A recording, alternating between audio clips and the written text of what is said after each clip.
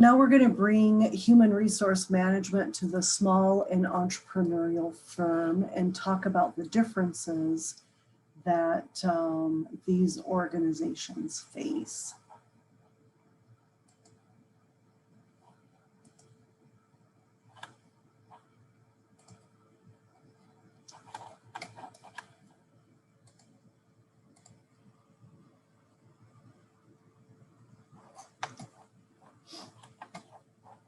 So small businesses have special HR needs. So we're going to apply what we've learned about HRM to running a small business. And we're going to look at why HRM is important to small businesses, how entrepreneurs can use the internet and government tools to support HR effort, ways entrepreneurs can use their small size to improve their HR processes, how to choose and deal with a professional employee organization, how to create a startup human resource system for a new small business. So we begin by examining why HRM is important to small businesses and how small business HRM is different from a large business. There's nothing small about small business. About half of the people working in the United States work for small firms. Small businesses as a group also account for most of the 650,000 or so new businesses created each year, as well as for most business growth. Small firms grow fastest than big ones, and small firms create most of the new jobs in the United States. So managing human resources in small firms is different for four main reasons. Size. It's unusual to find a business under 90 or so employees with a dedicated HR professional. As a rule, it's not until a company reaches about 100 employee milestone that it can afford a human resource specialist. However, even 5 to 6 employee organizations must recruit, must select, must train, must compensate, and must retain qualified staff. Priorities. Business realities drive many entrepreneurs to focus their time on non-HR issues. So entrepreneurs must wear many hats and be able to change them quickly. One researcher concluded that as important as HRM is, it just wasn't a high priority for small e-commerce firms studied in the UK. Informality. HRM activities tend to be more informal in small firms. Informality as a matter of survival. Entrepreneurs must be able to react quickly to changes in competitive conditions. And then the entrepreneurs are people who create businesses under risky conditions, and starting new businesses is always risky.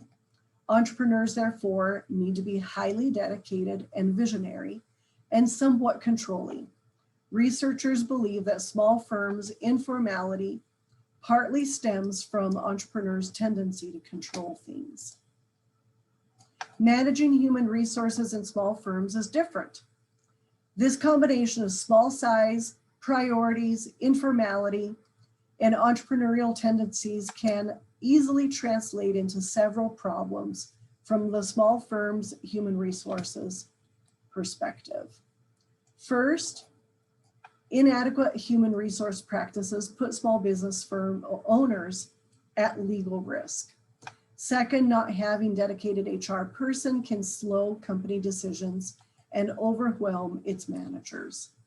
Third, without HR information systems, paperwork is time consuming and duplication may create data entry errors. Fourth, If the small business can't efficiently hire, train, appraise, and compensate employees, how will it compete with companies that can? So it can be at a competitive disadvantage. A small software startup experienced turmoil when social media postings from one employee accused another of harassment. The moral, says one expert, is that startups can't assume that all they need is an employee handbook. They need a functioning HR system. In fact, small firms that have effective HR practices do better than those that don't. Researchers studied 168 small family-owned, high-growth small business enterprises, and they concluded that successful high-growth SMEs placed more stress on training and development, performance appraisals, recruitment packages, maintaining morale, and setting competitive compensation levels than did less successful ones. For many small firms, effective HRM is also required for getting and keeping big customers. They have to comply with ISO 9000 quality standards, and the list goes on. So let's look at how entrepreneurs can use internet and government tools to support their HR functions. No small business needs cede the HR advantage to big competitors. Knowledgeable small business managers can level the terrain by using internet-based HR resources, including free HR online resources from the US government. So complying with employment laws, federal, state, and local employment laws is a thorny issue for entrepreneurs. You have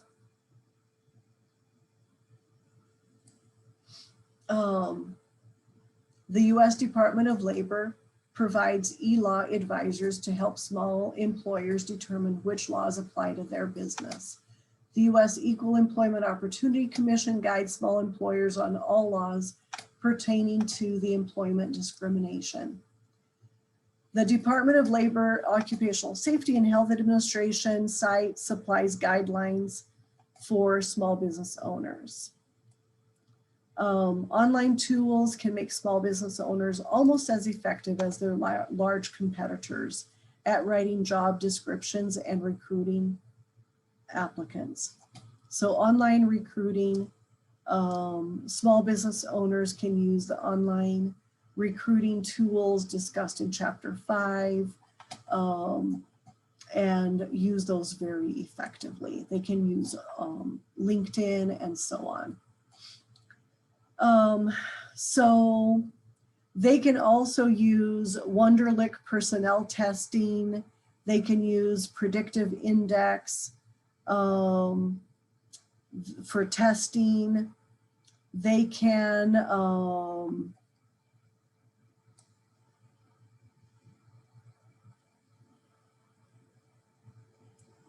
use help wanted ads. They can put a sign on the door, you know, help wanted. They can keep it in the industry, use online job boards in their industry or in their city. They can do testing online. They can use the local town, the Chamber of Commerce or other things around the area. They can poll contacts on Facebook and on LinkedIn.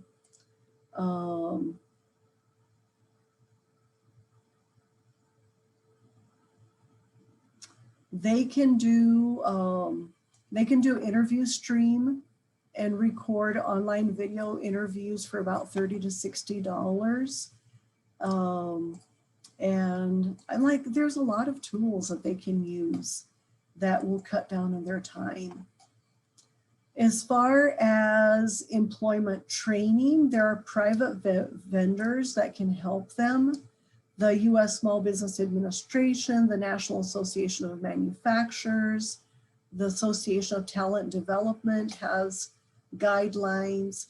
So there are resources available. And again, they can go to the local chamber, they can go to their state office for the local office of training as well. So there's going to be local training resources that are going to be tailored to them. Small employers have easy access to computerized and online appraisal and compensation services. Oracle Corporation's ePerformance facilitates performance management systems as well. And like there's Zenefits has benefit packages for small businesses as well. You can use salary.com to figure out local pay rates. OSHA has information for small employers that you can rely on as well. So employer or entrepreneurs can use their small size to improve their HR processes as well. So because small businesses need to capitalize on their strengths, it makes sense for them to capitalize on their smallness when dealing with employees. So they can have a more personal familiarity with each employee's strengths, needs, and family situation. They can be more flexible and informal in their HR practices and policies. They can have a more simple, informal employee selection process. And they can be more or less low tech in their selection process as well. So two things that characterize training in small business. First, small businesses focus on what the training will do for their bottom line rather than how employees may benefit. Second, a study several years ago in Europe found that small firms were also relatively informal in how they trained employees. And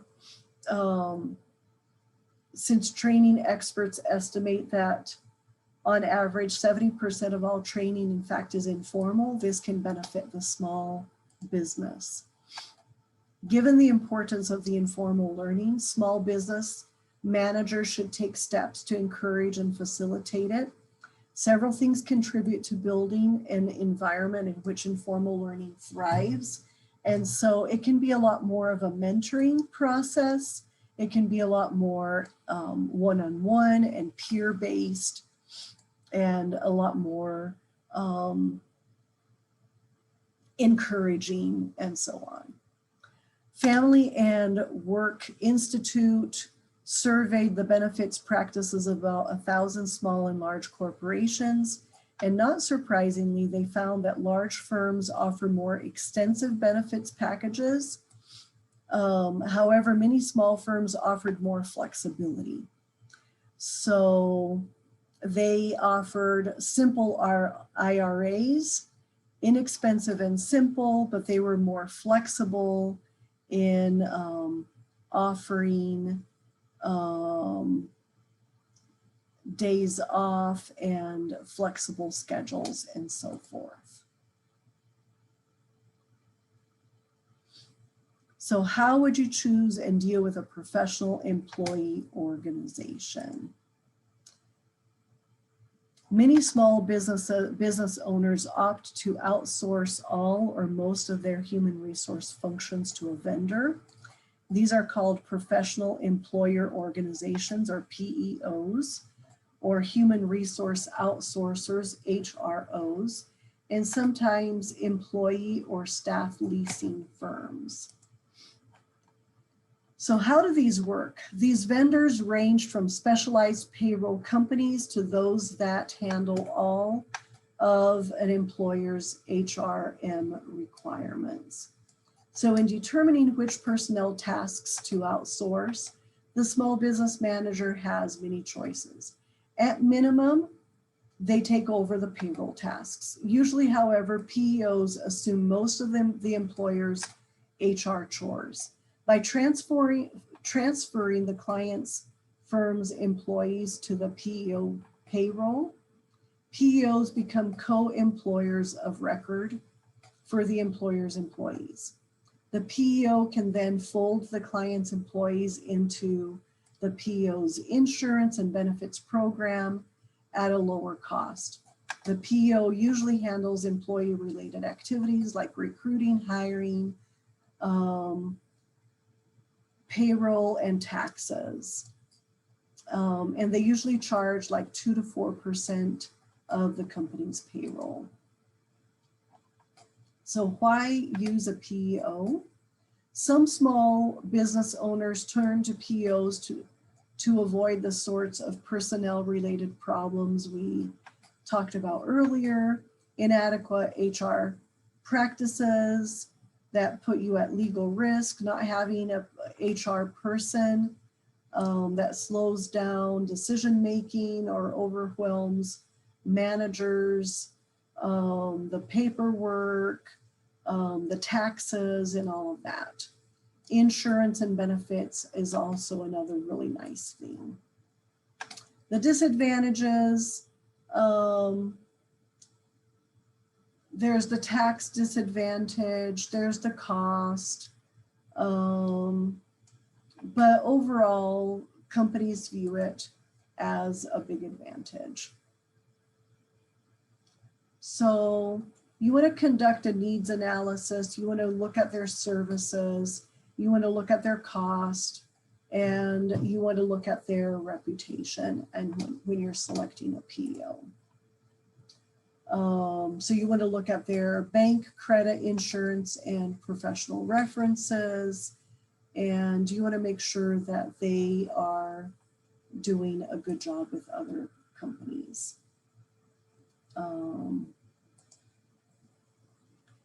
So how would you create a startup HR system for a new business? Consider the paperwork required to run a 5-person retail shop.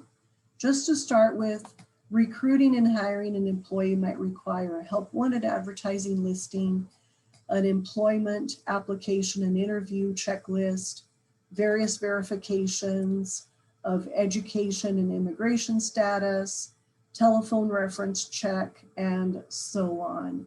The process, the new employee, you might need a background verification, employee checklist, forms for withholding tax and obtaining new employee data.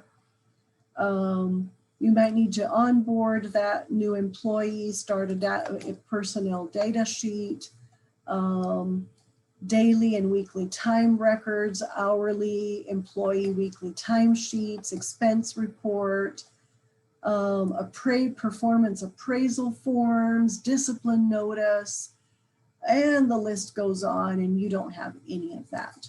So outsourcing that becomes really attractive. If you have 10 employees or less, manually doing a payroll is time consuming, and tracking all of that and making sure that you are keeping track of vacation and time off is time consuming. So being able to outsource that becomes very important. So here are some of the forms that you would have to start keeping track of, even of one employee. Multiply that by 10 employees, and outsourcing that becomes really attractive. So being able to automate this, being able to outsource it, being able to breathe easy that someone else is looking over it and ensuring that it is done right becomes very attractive. And if you can afford 1 employee, 2 employees, you can afford the little bit of percentage overhead to have the peace of mind that someone else is looking over it. So there are many vendors. Some companies decide to do it themselves and just have a software process. but most companies will have a software and like a contact manager from that software company that just becomes your outsourced person that overlooks this or that oversees it and becomes your outsourced manager. And it's just a few hours for them, so the overhead that you pay is minimal.